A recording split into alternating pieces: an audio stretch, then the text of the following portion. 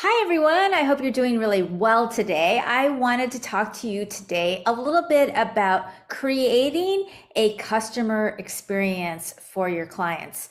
When you can create your own unique personality, your style, however you deal with it, building relationships, right? When you're building relationships, you have to understand that creating a customer experience for people is really, really key because they come to you, they're drawn to you for obviously a very specific reason.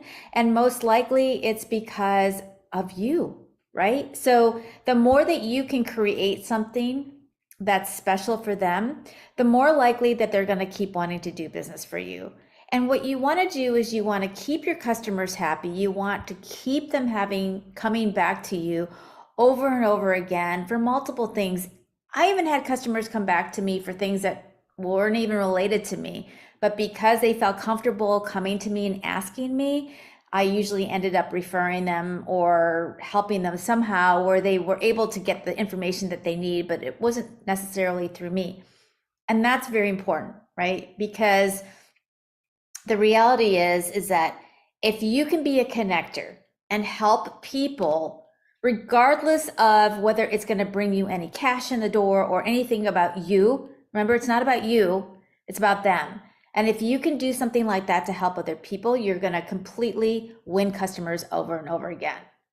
So the first thing that you really want to do with your customers when you're creating this customer experience is the most important thing is building that trust, right? Because if people can't trust you, they're not going to want to do business with you. But if they can trust you with a lot of different things, and when I say trust, it's not just like you as a person. I'm talking about trusting them with their business, trusting them with what they share with you, right? A lot of times people share things with us and some people feel the need like they have to go and tell everybody things, right? But if you can really have people trust you because you're sharing information with them, their content or whatever, they're going to want to hang out with you for a long time. There's a lot of things sometimes customers tell you about maybe an employee or maybe somebody that they've worked with that they're not really that excited about or whatever. And if you turn out to be that person that ends up telling somebody and it gets back to them, you've broken trust, right? And trust is such a hard thing to get from people and then to regain if you have to get it back. So just remember that when people share things with you, sometimes they may not tell you up front, it's confidential, don't say anything, but just have the gravity to know that, when people are telling you things, just treat them like they're a best friend or somebody that's confiding in you and knowing that you're going to be there for the long term. The next thing you want to do is you want to provide value.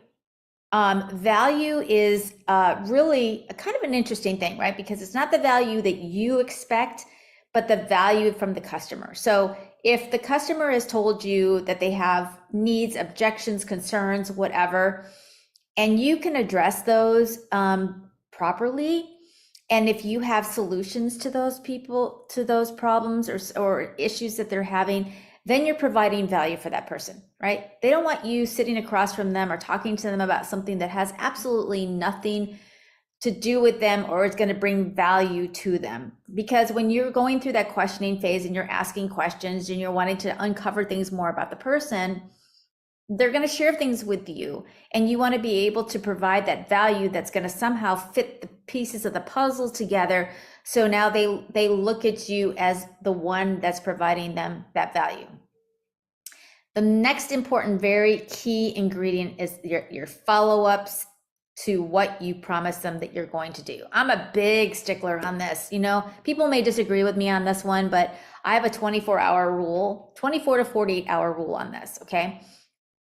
I've always stuck with this with clients and customers because I feel like if they're telling you that they need something from you and they want something from you and you're taking a really long time to get back to them, guess what? They're going to probably even forget what they even asked you, right? Because they're asking you something and they're expecting something from you to get back to them.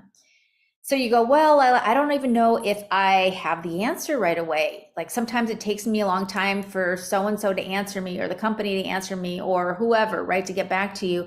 I've asked them the question, but I haven't heard from them. So that's why I didn't get back to them. No, you get back to people within a very timely manner, whatever that is for you. If it's a week for you, whatever it is, right? For me, it's 24 to 48 hours. I'm not saying that that's what you have to do. I'm just saying that it's turned out to be an extremely wonderful, good tip that I've done that's worked very well because people realize that. And I go, wow, you got back to me really fast. So even if you don't know the answer, you tell them, you know what? You asked me this question when I was there a couple of days ago or yesterday or whatever it is about XYZ. And I just wanted to let you know I still don't have the answer yet and I'm still working on it. And as soon as I get it, I promise I'll get back to you. And that's all you have to say.